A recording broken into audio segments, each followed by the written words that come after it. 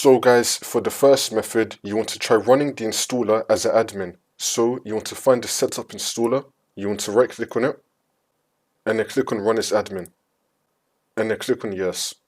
See if that works. For the second method, try re-downloading the installer. And then try again, see if that works. For the next method, you want to go to search and type in change user account control settings. Click on it. And now once you run this, turn this to never notify.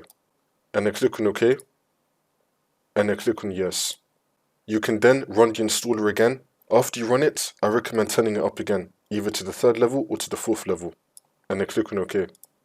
For the next method, you want to go to search and type in virus and threat protection. Click on it. And then click on manage settings. You can turn off real-time protection. Click on yes.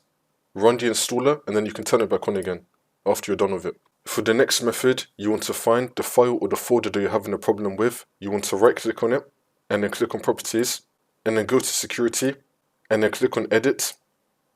Make sure that everything that comes up here has got full control on allow selected. Every single thing that comes up here, every account, and then click on OK. Hopefully one of these methods would have fixed your problem.